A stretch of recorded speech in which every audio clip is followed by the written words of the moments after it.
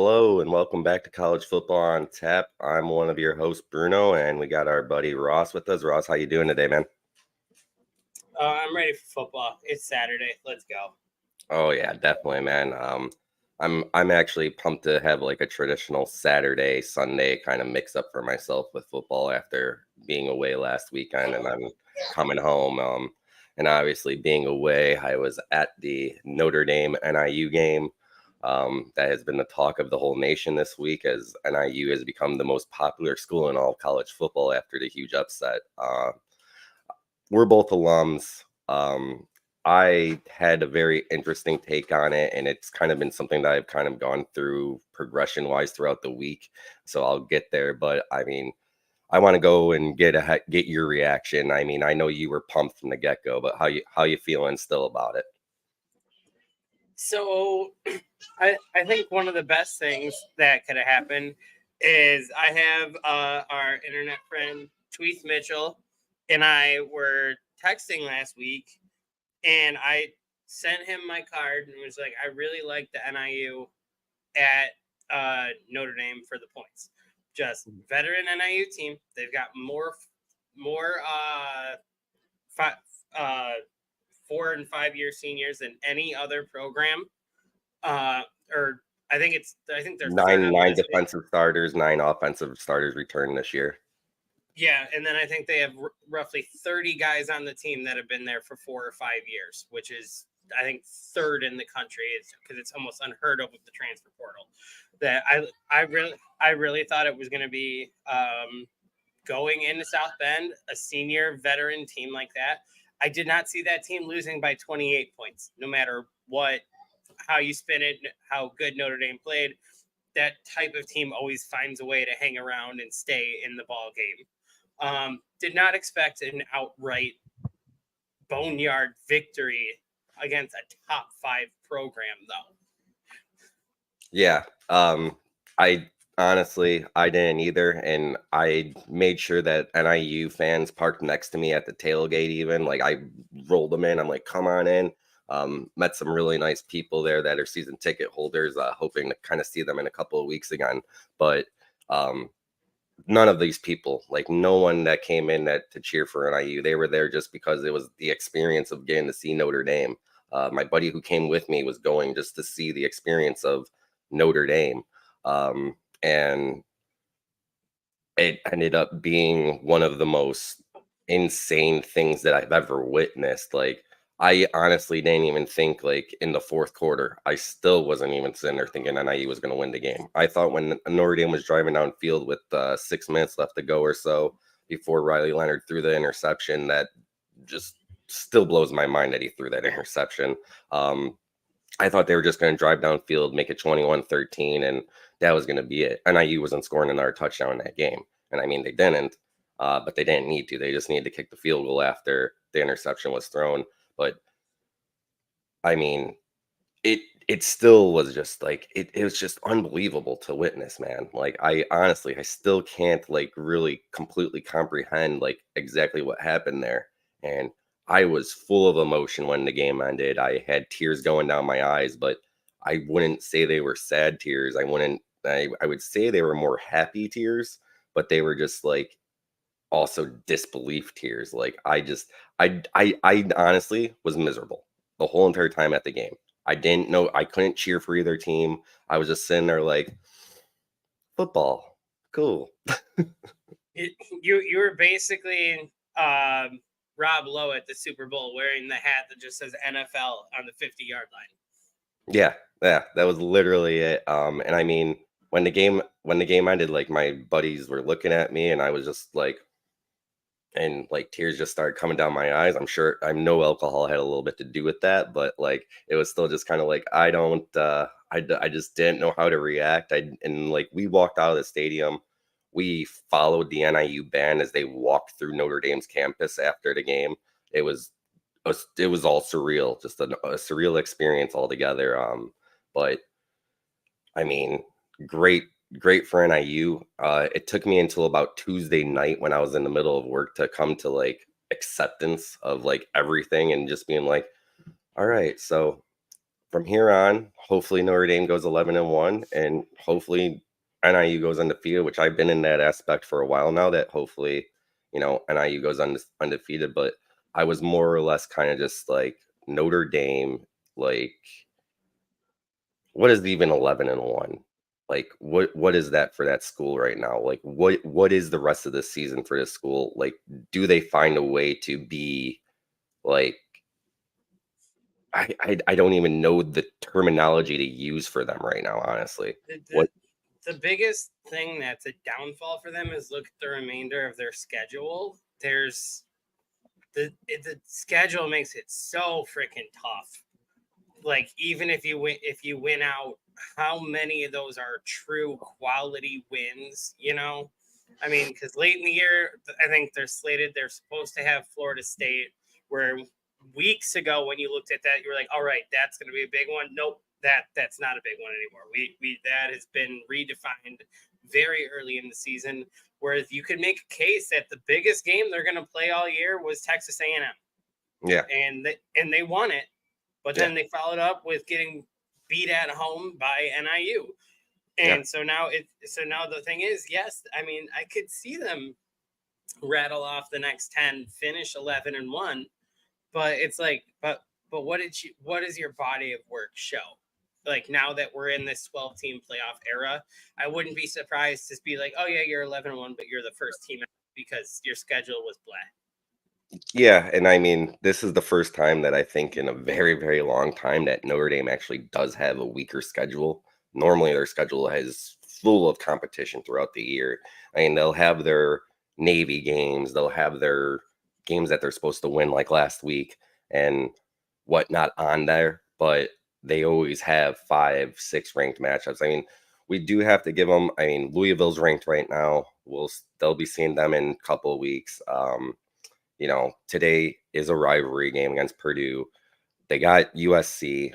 Um, I mean, I don't even expect Florida State to win today against Memphis. I'm kind of thinking upset there too, just if you want to go that route to call it an upset, but the spread says it's an upset. So, but I mean, just the way that Florida State has looked, like I might take Memphis on the money line just to throw a couple shells at it and be like, you know what?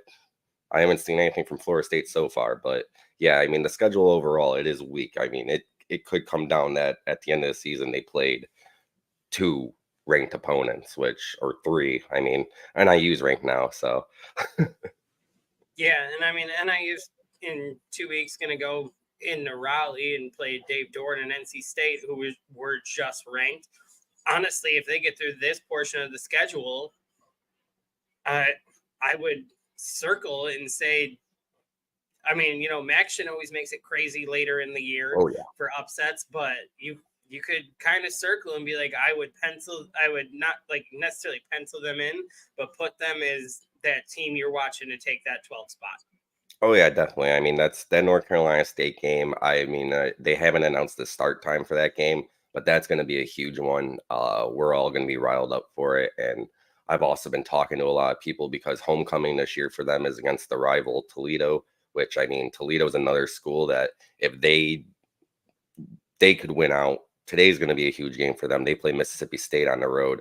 Um, it's anything's possible there for Toledo because they would be another team that you look at. So NIU's 2 biggest games on the schedule are North Carolina State and Toledo. If they get past North Carolina State, it's going to be a really crazy crowd at homecoming this year for that Toledo game. I mean, it will feel like 2012, 2013 again, which we haven't seen that in the stands at Husky Stadium in a long time. So I hope that this really continues. I hope that the people show up next week when they play Buffalo.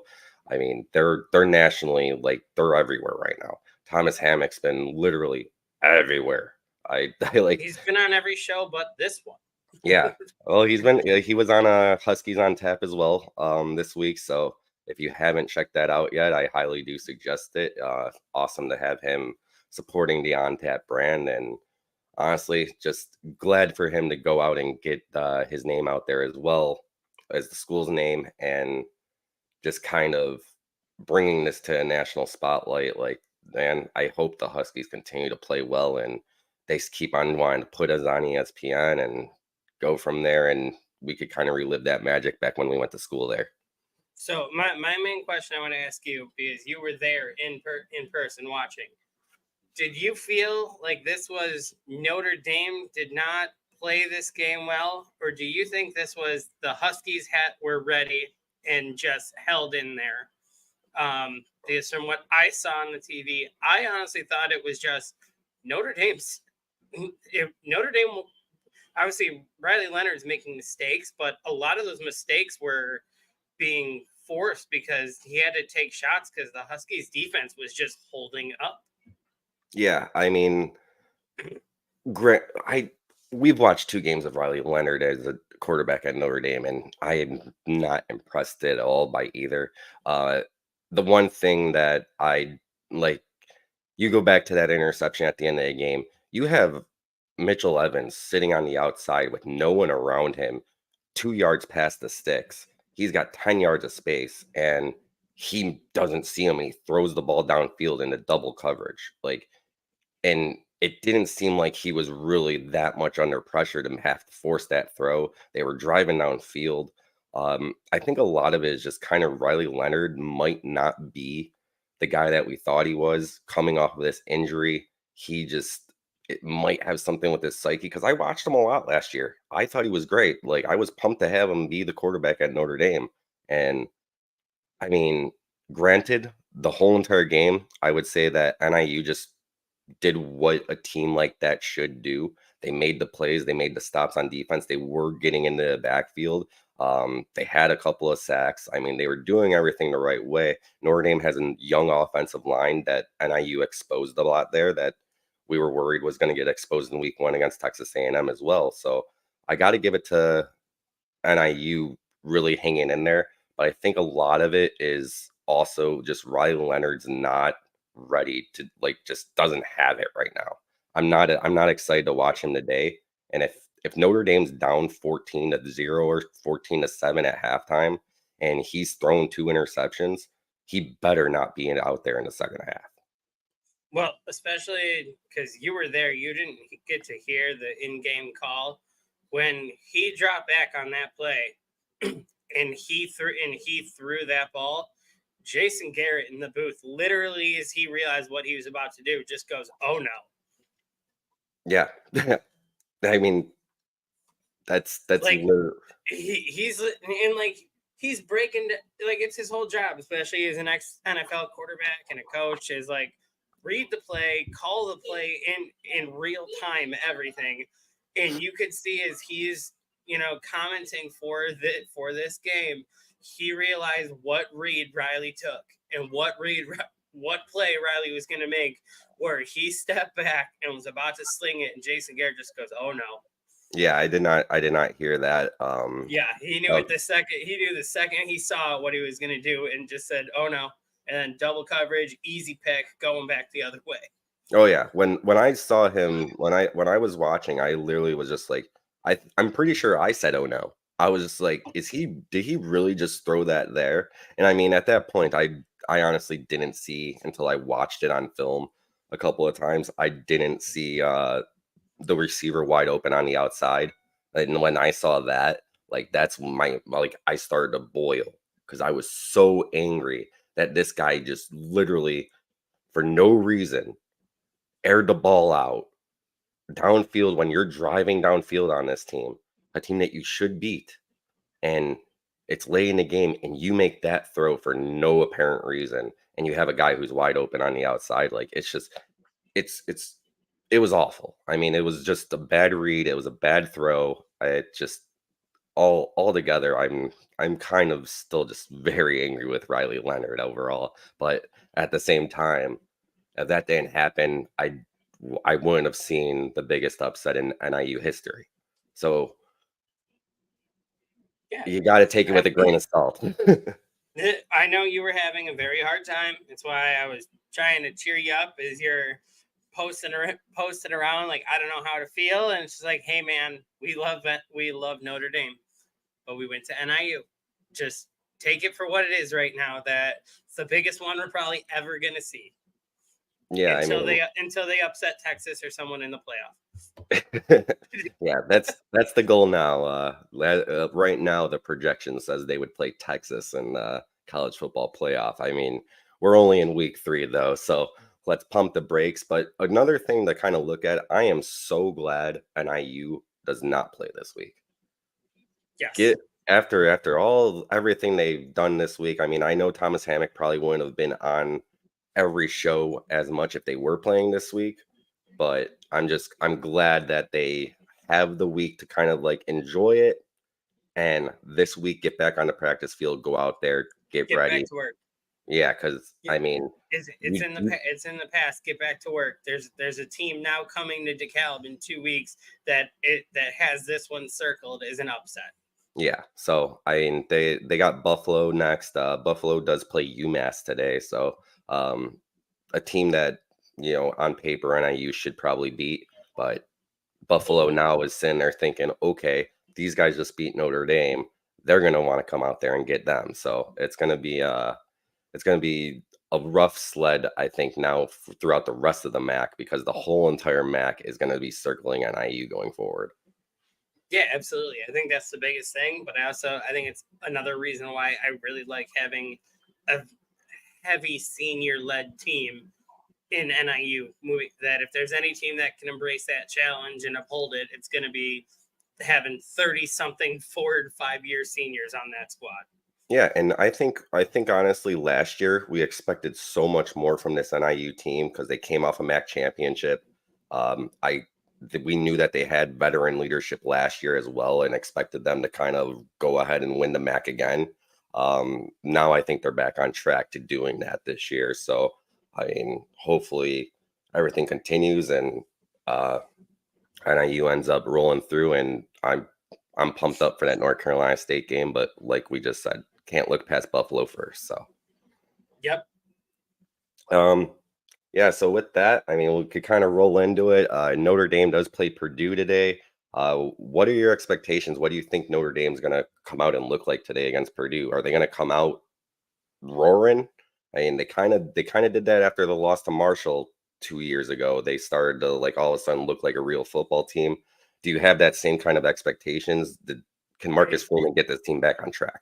I did take Notre Dame on the points, be it for that exact reason. I feel like they have been on the opposite side of the story all week. They're tired of fucking hearing it. How do we get rid of that narrative? And that is, you absolutely blow the doors off of Purdue today.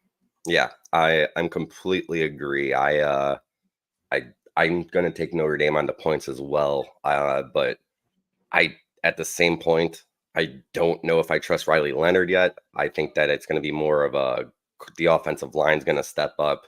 They're gonna have to show something, and that the run game's gonna be there for them. Jeremiah Love has looked good like in both games. So I mean, hopefully they get the ball to him a lot more. The biggest thing I think if you're Marcus Freeman you need to consider is, yes, you have investment in Riley Leonard. You have bigger investment as in time and opportunity to CJ Carr.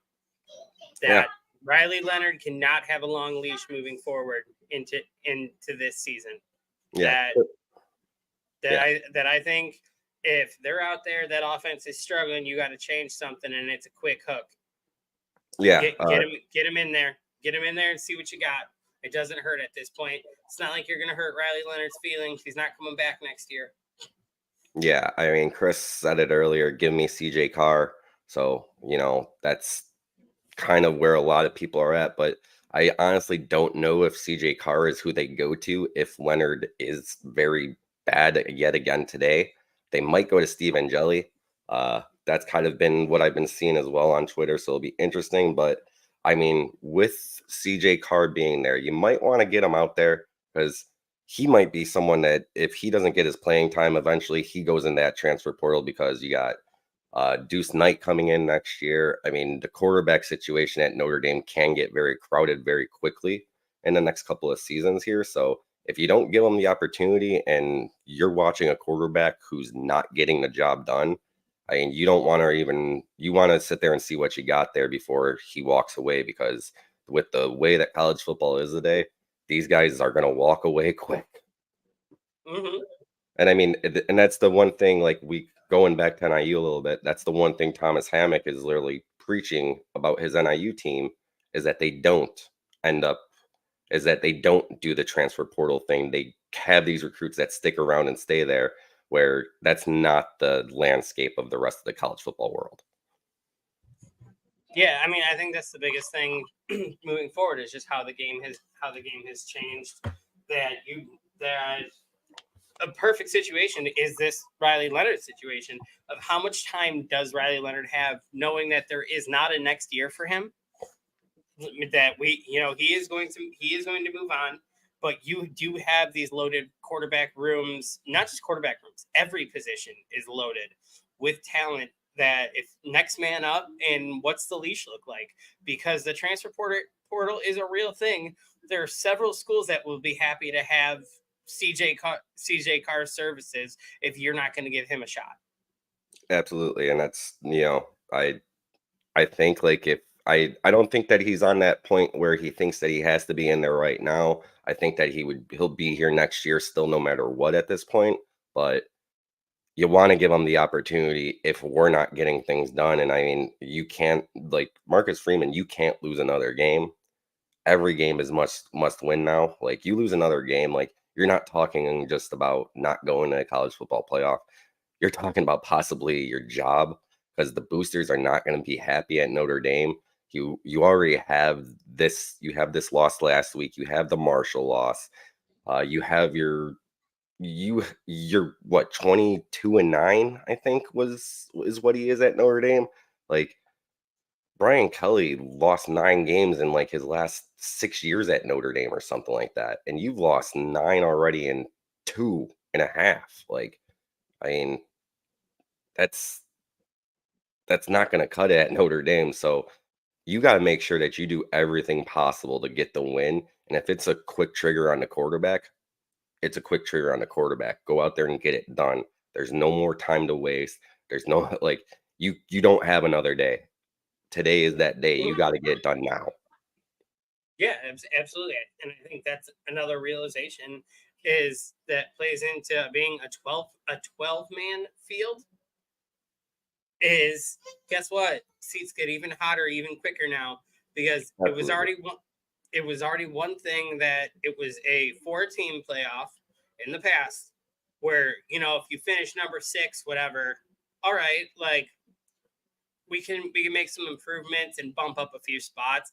Now it's, if you don't make the 12, there's 20 other guys at other schools that are capable of getting in there, where suddenly you're not such a hot commodity. Yeah, absolutely. I did see a little joke thing that, like, I mean, not a joke, but one of those off-brand Notre Dame pages that's just ran by a random person type thing, and they wrote this article about how Urban Meyer apparently said that he's ready to come on and take the job, and I'm like, no, he probably didn't say that, but it's a possibility. It is his dream job.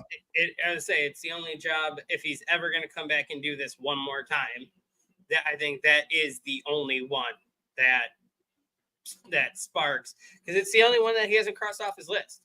Yeah, and I mean, we've heard this for 15 years now about Urban Meyer wanting to be at Notre Dame. I mean, since his days at Florida, it was like he had these contracts where he wouldn't even need a buyout if, like, he wouldn't take any money from the university if he left to go to Notre Dame. And yeah, and he had that deal with Ohio State, I believe. Apparently, like, it was the only thing in there. He's like, Ohio State, if I choose to leave for Notre Dame, you guys don't got to pay me any money. There's no buyout. Like, just, it's done. Like, that's it, kind of deal. So we'll see. I mean, I don't even want to get there necessarily yet. I do like Marcus Freeman. I do like him. Like, he's I've been watching the Here Come the Irish show on Peacock. Like, he's a very likable person. I want the best for him. He seems like a great coach, but he can't let these games get away anymore. It's put up or shut up time for him, and hopefully Notre Dame comes out roaring today like we expect them to. With that, I mean, today's slate, not the best week 3 slate. I think this is kind of normal, but it is an early rivalry week for some. I mean, We got Oregon versus Oregon State early on this in the season. Now that there's no more Pac-12 for now, there might be one next season or in the next 2 years, um, but we got that game, and then what was the other big rivalry game? I'm sure it's slipping from my head right now. I'm looking through my card right now because your boy likes to Washington, pepper Washington the State. yes, your boy likes to pepper the board a little bit. The other we got Pitt, West Virginia is a big one. Yeah, and that's Backyard brawl. I love that game. I've always enjoyed watching that game because it kind of reminds me of what we think Chicago Bears football is. Just ground and pound, beat the crap out of each other football. So that is going to be a very interesting game. And it's a very close spread. I actually have that on my card today. I took Pitt plus 2.5. I believe they're the home team. They are. Yeah, and I thought that, they're 2-0. They were underdogs a week or two ago. I think it was 2 weeks ago they were underdogs and pulled off a big win. This time at home against West Virginia. I like Pitt at home. I just do. They're tough to beat at home. Yeah. So I always have my weekly CFB ride card that I put out there for fun. This week, one of the parts of that ride card is I do have the Pittsburgh money line. So I have just Pittsburgh at home today in the backyard brawl. I don't know. There was a little segment that was teased out that both these teams have been kind of bleh the past couple of years. They tend to just beat up on each other. Right now, Pittsburgh's 2-0 to start this year. Pittsburgh has had a really down, tough time the past several years. That this is almost like a defining legacy game for those guys. Because if they go out and they get this one, you're 3-0, a fourth of the way through your season. You have a chance to fix your legacy of how down that program has been for the past couple of years. So they were really playing in that this is one of those like springboard games for either team. But I really think when you break it down like that, I like just Pittsburgh being at home. I like being the home team in this type of game. Yeah, I agree with you there. And I mean, Pitt's always been one of those schools where it's like they're teetering on being really, really good. They're 7-5, they're 8-4, they're 6-6. They always have that middle ground, and I feel like West Virginia's been in that same way for a long time.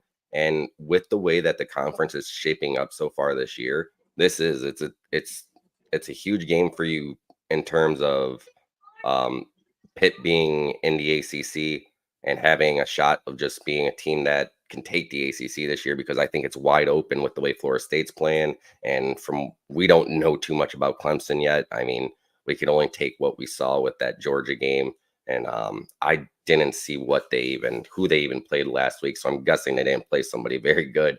But yeah, it's going to be a very interesting game for Pitt today, just because they have that ability to get over the hump that they continuously sit on. And I think beating West Virginia is a springboard. And yeah, like you said, like if you're a senior, that's the grain. That's the grain. That's what you're going for. That's the big game for you guys. And you want to get that done.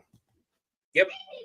So that's part one of my teaser card. But yes, I do have Pittsburgh outright at home today.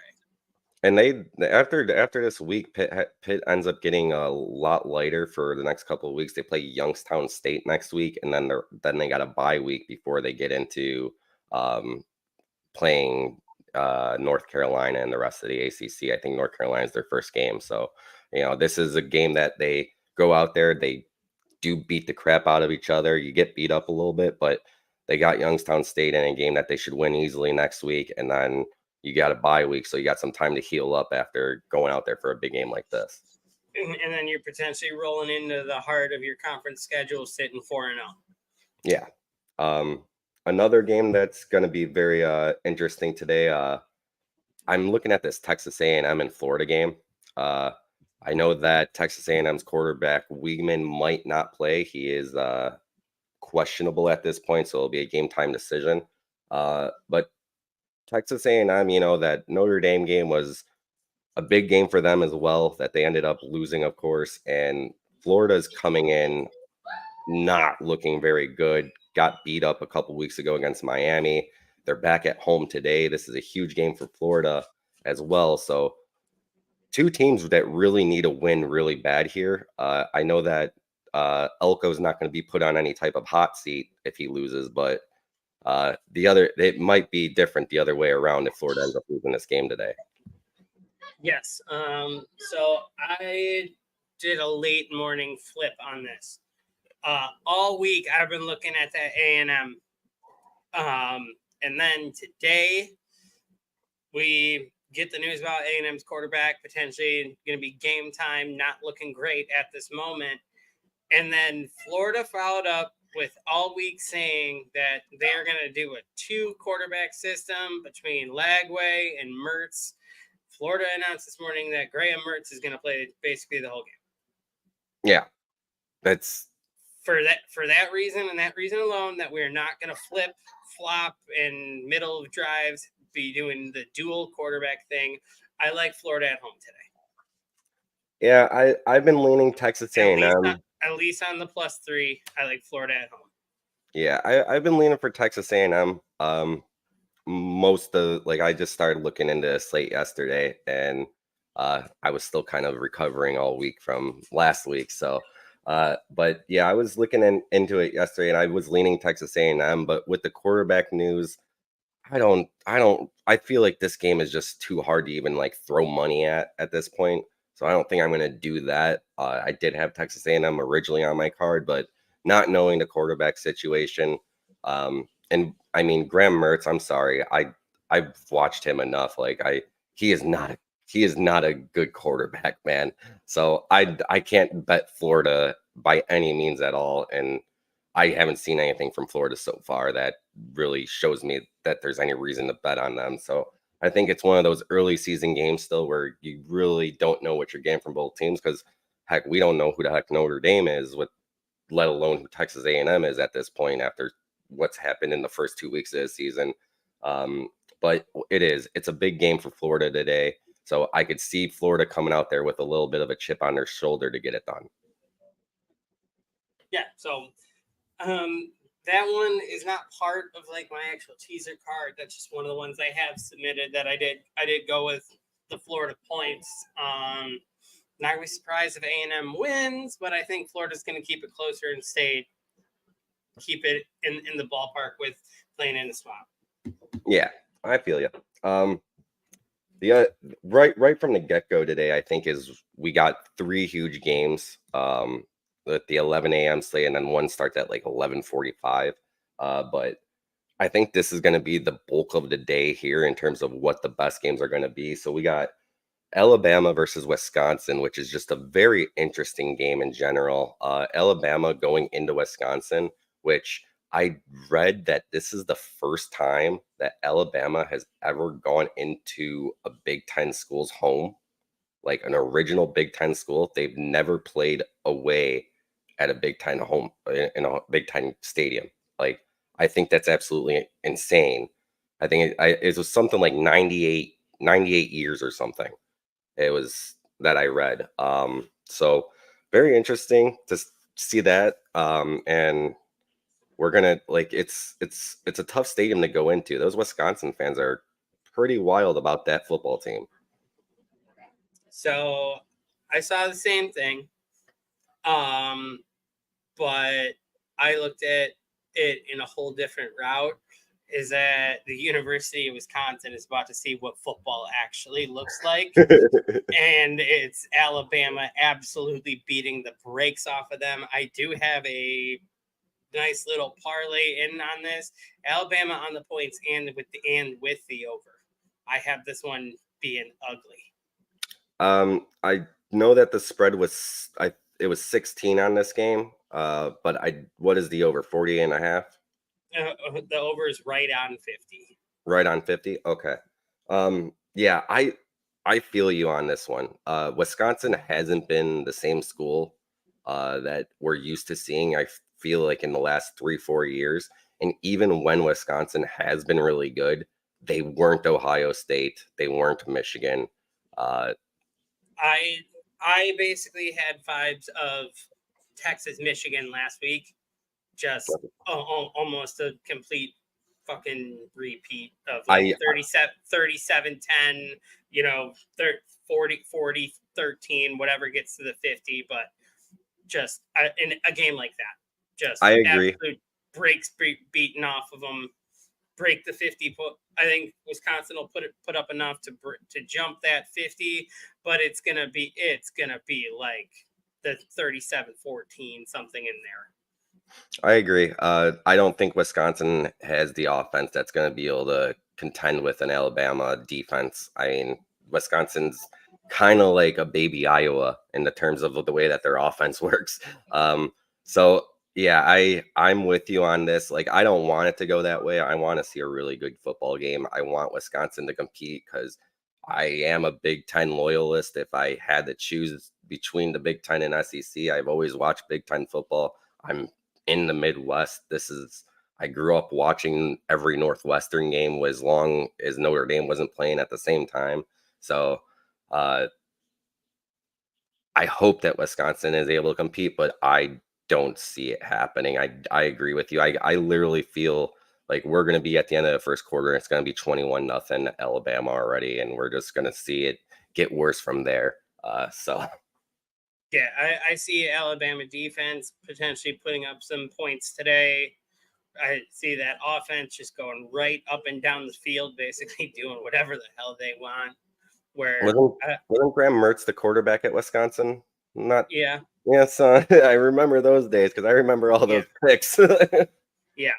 So that's what I'm predicting. I think it'll be a fun game for the fact that it's going to be probably a bloodbath.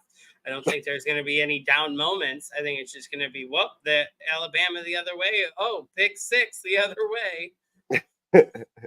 Yeah. Like I said, I hope it doesn't go that route.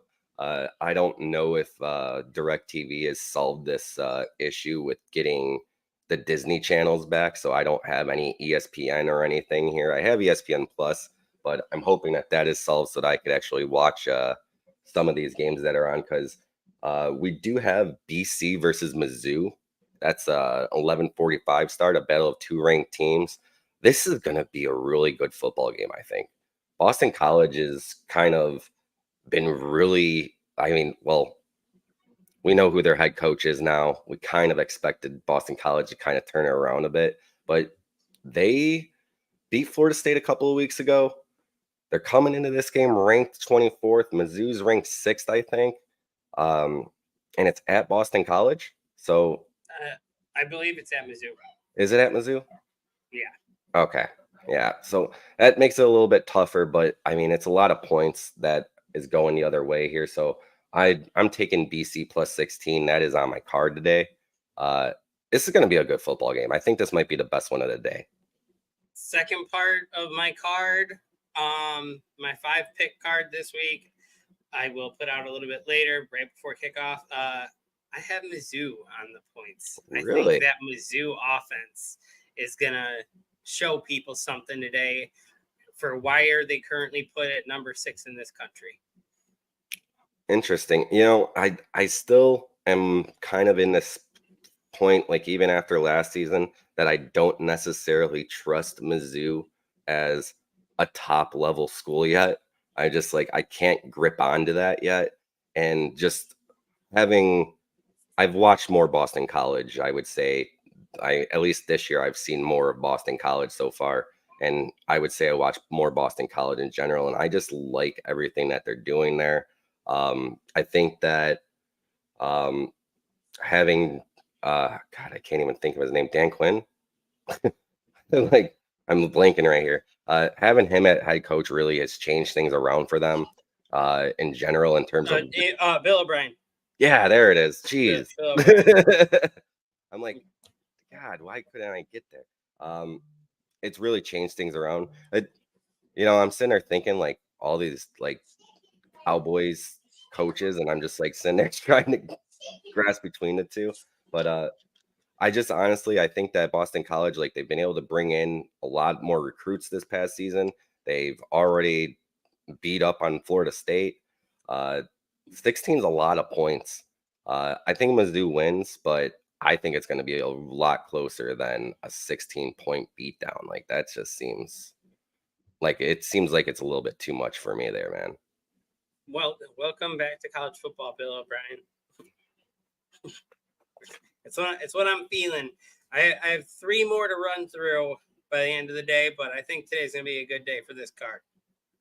All right, hey man, you hit last week, so I will follow you with it. I mean, but I also might be betting Boston College on the side, so Totally fine. I'll throw your parlay in there, but I'll also have my own side parlay. I got a $20 free bet to use, so just since we're already on a line like that, we have one of the rivalry games is out there today on the West Coast. We have Oregon State. So another part of this card, I do have Oregon State at the plus 16.5. I am not impressed with Oregon in their offense. Playing at Oregon State, playing your rival this early in the season, still trying to get that offense clicking. I do think that's too many points for Oregon to cover on the road against a rival. I'm right there with you. I got Oregon State on my card as well. I got them at plus 17 though, so that's kind of nice. But yeah, I agree. I mean, we saw the way Oregon barely beat Idaho. I mean, we might have already that could have been the big upset before the upset of last week. I mean, we were close.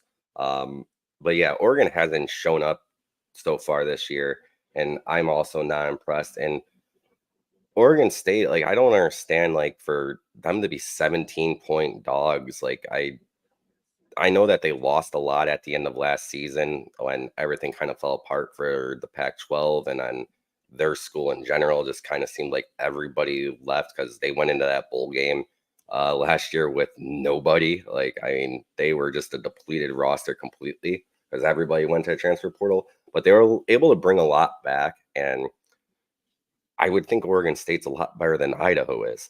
Like, it's Yeah, just, yeah.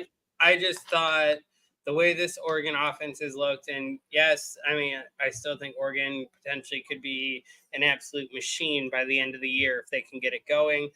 They haven't gotten it going yet. I think the 16.5 is too many points on the road against a rival this early in the season. Yeah, I agree with you. I'm totally on the points there with Oregon State, and I that one is at Oregon State. Yes. So that crowd's going to be fired up because honestly, with the way that Oregon State's schedule is shaping up, this is kind of their Super Bowl in a way. You know, kind of like last week was NIU Super Bowl in a way. This is Oregon State's Super Bowl. So I expect them to come out and try and punch them in the mouth early and at least try to get up early and hang around and contend and possibly have a shot at winning this game late. I also was looking at the other rivalry game that we got over there on the West Coast. You got Washington versus Washington State, another casualty of the destruction of the Pac-12. Washington -6 in this one. I put that on my card. I just, I kind of feel like them. They're not ranked. They're 2-0, but they're underrated in a way. I mean, they were in a national championship game last year. I know that they don't have the same team exactly, and they don't have the same coach, and a lot of things have changed over, but they're still a pretty damn good football team. -6 against Washington State, a team that also had to go through a lot of depletion because of what happened with the Pac-12 and them not getting into a conference themselves. Like it's I think Washington -6 here. It is like the Super Bowl for Washington State as well, but Washington I think is just a better football team. Yeah, I don't have it on my card, but I would agree with the points there. Yeah, so that one seemed pretty easy for me to kind of go with, and that's going to be I think that's one of the better later games as well today because it is a very top heavy early slate, and then the day kind of drags out a little bit. There's no other games really that I wanted to focus on too much. The only other one that is really intriguing to me is another MACtion game. We got Toledo and Mississippi State tonight. I was saying earlier how I think Toledo is, when it comes to Toledo and NIU, those are the schools in the MAC that we're looking at. And if it's not NIU, if NIU doesn't beat North Carolina State and they don't run through to go 12-0 and have a shot at the college football playoff, Toledo is that team from the MAC that has that opportunity to do that. And today's their big game outside of the Notre Dame, North Carolina States that NIU has. Today's Toledo's big game with Mississippi State. And Toledo's only a 10.5-point underdog. How you feeling on this one? I could ride with it on, and it's as much as I hate to admit it, it is because Toledo is a good team, very well put together team. I could see them holding on and giving Mississippi State a fight because I don't think Mississippi State really has a clue exactly what their identity still is at this point. Yeah, I feel that for sure. And yeah, I have Toledo. I think I'm gonna bet Toledo. I think that's one of, if I'm gonna still be watching the late night portion of the games, that's one of those games that'll be on next to, I believe, the UFC pay-per-view, because UFC tonight's going to be a very good card. But I think that'll be the game that kind of takes over that 7 o'clock time slot on my bonus TV. And I'm as a MACtion fan, fan of the MAC and whatnot, not a fan of Toledo, definitely not. But I would like to see Toledo come out there and compete and possibly pull off the upset, continue to get the MAC more notoriety, and make that NIU Toledo game possibly even bigger when it gets to the Calb in a couple of weeks. On my birthday weekend, by the way. Well, since we're on the topic of this MACtion hopefully going out and kicking some ass, I do have one pick on my card I'm going to submit and offer to everyone a little bit later, but it doesn't end well for the MAC today in this one. I have the Tennessee Kent State on my card. I have the Tennessee minus 49. I think Tennessee. The line was the spread was Tennessee 49. I have it because I think Tennessee has the best fucking offense in the country, and unfortunately, I don't see Kent State being able to do anything with them. Kent isn't even a state. I mean, exactly. Like, what is that? Yeah. It's a middle of upper northeast Ohio, in the middle of nowhere. And I'm sorry, but those boys don't have a shot playing at Neyland in the SEC today with Nico slinging the ball 6 touchdowns a game.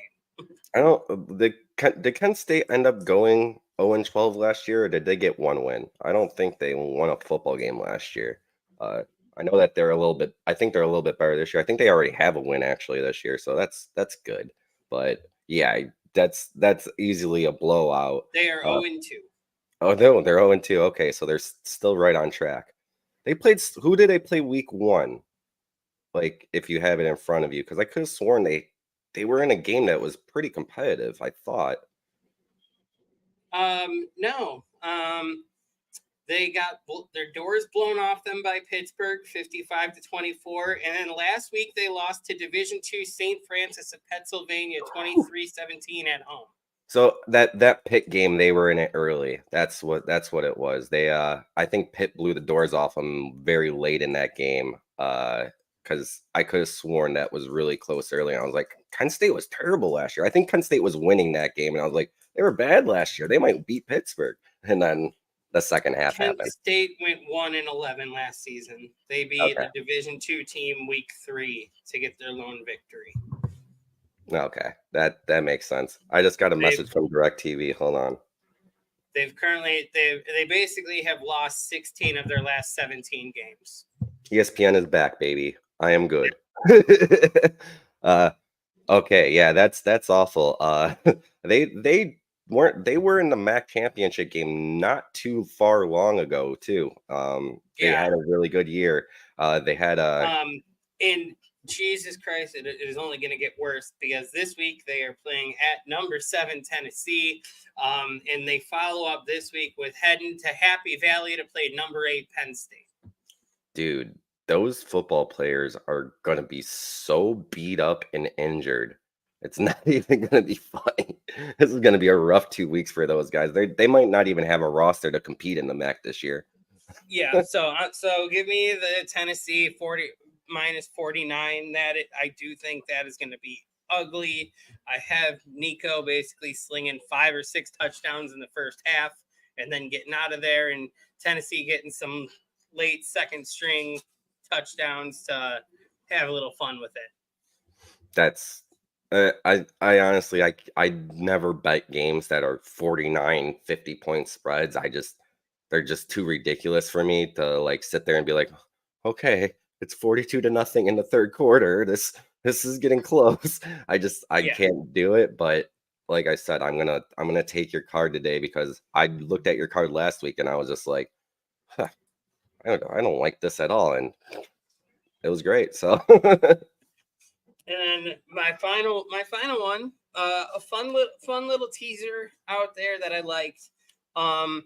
Today is we're ushering in a new era, and that is UCLA hosts their first Big Ten game in the Rose Bowl against Indiana. Just, you know what? It's going to be an experience in general as a classic college football program. I took UCLA at home with the +3 points in the Rose Bowl for their Big Ten debut. I think that's going to be a very interesting game. We saw Indiana last week ended up playing Western Illinois, who NIU played the first week, and NIU put up 54 points on them. And then last week, Indiana put up 70, 77 on Western Illinois.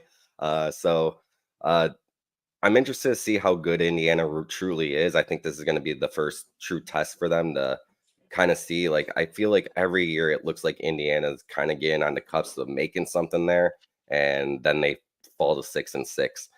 So it's going to be an interesting game today. I'm interested to see how they progress going forward and see if they could get over the hump as well. Yeah, so that is my I'm going 5 for 5 today. $5 on a 5-way parlay. The odds I got this morning when I submitted my card, I got plus 26.61 on it. All right, not bad. So it's looking for 5 for about 140 if we ride today. All right, I'll probably throw a tenner or so on that. Yeah, I kind of went through mine a little bit, but I had the Boston College plus 16. I'm taking Cincinnati. I think I've been thinking about it more and more. I'm going to take Cincinnati over Miami, Ohio at -3. Oregon State plus 17. Washington -6. Pitt plus 2.5. I got Old Dominion plus 16.5. I took Old Dominion a couple of weeks ago. They burned me. I'm hoping they kind of that they hang on here just to make it a competitive football game, which I think that they will because they are still a pretty good football team. I got Toledo plus 10.5, and then Virginia money line tonight as they have a home game. So that was all that I put down. I might put out more as I kind of go through the slate here again, as I'm going to go through and start making bets when we get off. As I haven't really placed too much in there. I more or less put my English Premier League bets in so far today. So, but yeah, other than that, I'm just excited to be home, and I'm excited to have this ESPN back now. So I am not going to miss any of these college football games tonight. You got anything else? Any last thoughts here, Ross? I do not. I'm ready. I'm submitting the card. It is what it is. We ride on. All right. Well, good luck to you. Hopefully, we win some more money. I've been taking quite a lot of money off of DraftKings of late, so they're not too happy with me. All my boosts are very much lowered. I had a $20 free bet that I used on Monday Night Football this week, where I put Jason Mason anytime touchdown and Alan Lazard anytime touchdown into a parlay before they announced that Christian McCaffrey was out. $20 free bet to win $1,200. Oh, yeah. So it was a good little thing. I literally got it in 10 minutes before they announced Christian McCaffrey was out, and Mason was plus 650 still at that point, and Lazard was also plus 650. So you combine the two, got up to plus 6,000, and boom. Well, here we go. It's ride time. We got about an hour to kick off. Let's go. All right, everyone, enjoy your college football slate. We'll be back with a recap early this week, and continue to follow along. Thanks for everyone who was in the comments today, tried to get you on. This has been College Football on Tap, brought to you by On Tap Sportsnet. Have a good day, everyone.